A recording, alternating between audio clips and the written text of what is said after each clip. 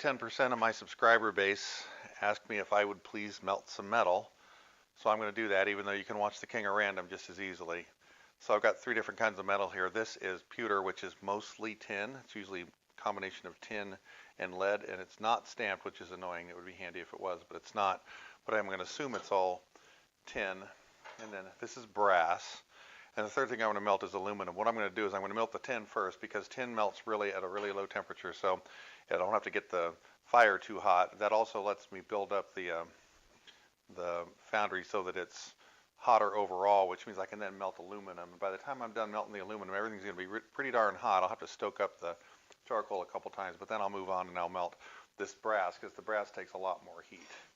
And I'm going to try to melt a lot of brass. So if I'm going to do this, I do need to do a little bit of prep. And I'm going to be gentle, but these pieces are too big, they won't fit in my crucible. So we do need to, got to cut this up a little bit.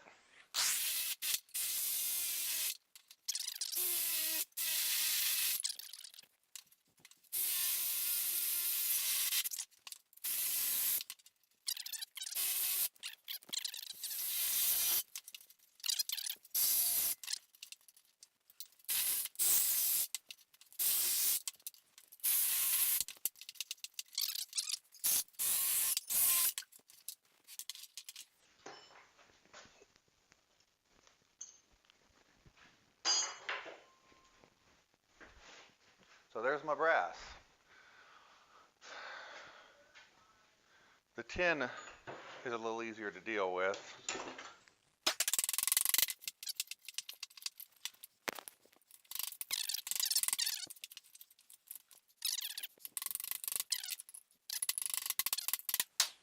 I think I'm just going to drop those things in. I'll bet they'll melt on their own. So let's go out, we'll light the fire, and then we'll start with the tin, then we'll do the aluminum, then we'll do the bronze. So if you're going to melt metal, you need a few things. So there's my foundry, and inside of it is the crucible, all surrounded by charcoal. There's my lid. There's my pewter, hopefully mostly tin. Gloves, you got to have fire, got to have a way to start the charcoal, got to have an air source. And this is the kind of charcoal that's best. It's that stuff they call like lump charcoal. It's not briquettes, because briquettes are treated so that it won't burn as hot. So anyway, let's fire it up and see what happens. I'm going to get this charcoal lit. This is probably enough to get it pretty hot and maybe melt some of the tin, but then I'm going to have to continuously recharge it. I'm going to go through a fair amount of charcoal, particularly when I get to that brass.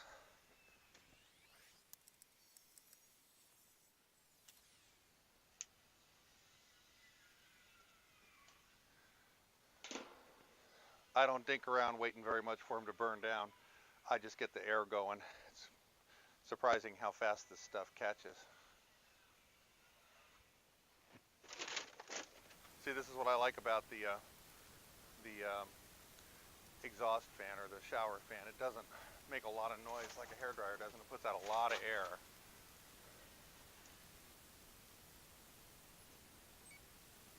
Okay, we're going to give this 5 minutes. We'll be back. We'll start cooking. It's been about 5.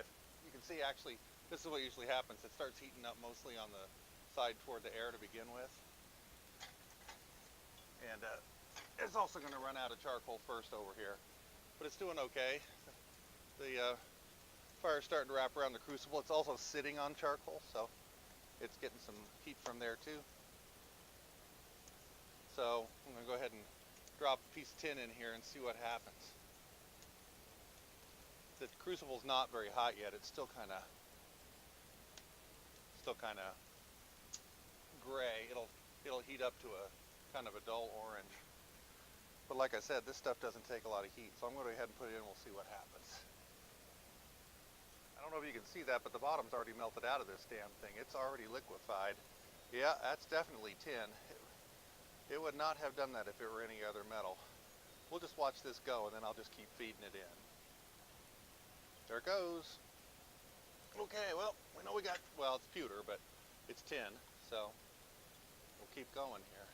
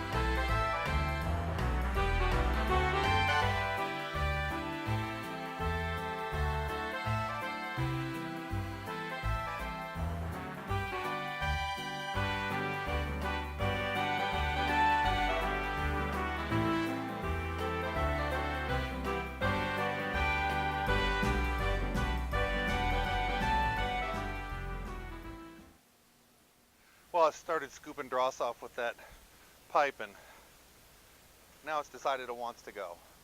So we'll just finish it off and then we'll pour it off. It's a nice batch of aluminum.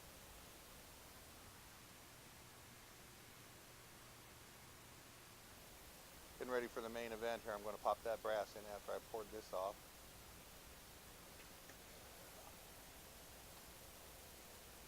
That is tin. Got myself some nice pieces of tin. I'll show you those in a minute. Let's go ahead and get this done.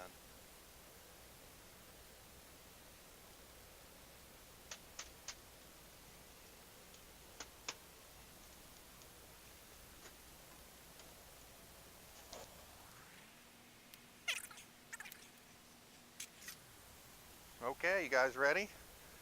I don't think you can see me pour the zinc off, so I'm going to try to, or pour the tin off. So I'm going to try to pour the aluminum off where you can see it. It doesn't pour like the tin did. It's much more viscous. The tin just flew right out of there. I usually get about 5 biscuits out of this crucible. Looks like I might do a little more, just a tiny bit. Alrighty, reset, refire. Time for the brass. That aluminum's already setting up. It's not in any way cool, but in about 2 minutes I could drop it out of there and it would stay solid. Alright, time for the brass. So let me show you what I got in there, just so you know, so you can see what it looks like after it starts melting, because it's not melting yet. I just put 3 or 4 pieces in there, charge it up. It's going to take a while to get that stuff hot enough that it'll let go. The one at the bottom is starting to darken up, but not melting yet. So here's where I am. It's kind of hard to see. I've got liquid brass in there, a fair amount of it. I can't get all the dross off the top because I just don't have the right tool, so I'm going to go ahead and pour it off. If you see that yellow smoke that's starting to come out, that zinc oxide starting to boil off, because zinc boils at a temperature that's not that far from where brass melts. So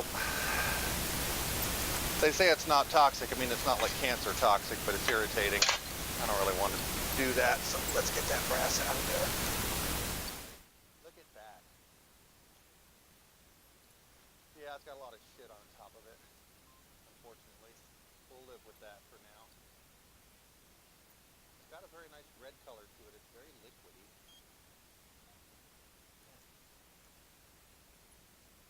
Not nearly as much as I was hoping I would get.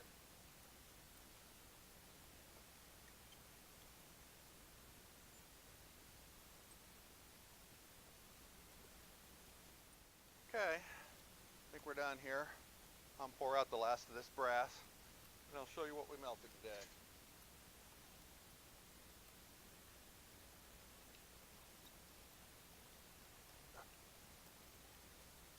That poor crucible, it's been through a lot of firings, just keeps going. Got it a little cleaner this time. Maybe all that borax helped a little bit, so here we go, I'm pouring. There it is, by the way. It's a red color. You don't see that with the tin or with the aluminum. They just come out white. This stuff's pouring out red. It's just the color of the brass.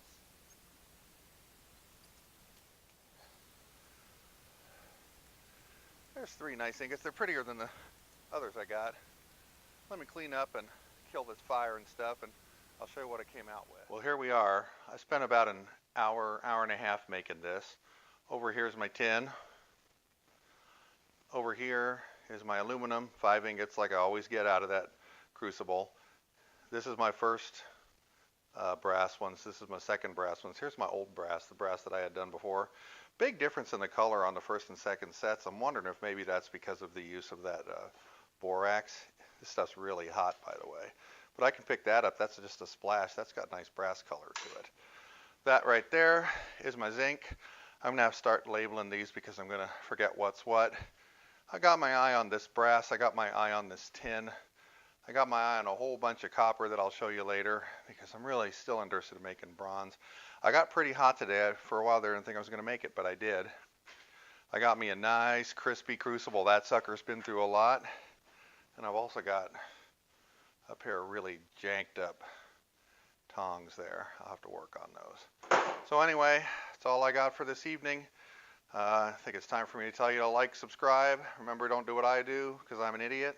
Still got 10, 10, and 0, but you never know when that might change. Have a good evening.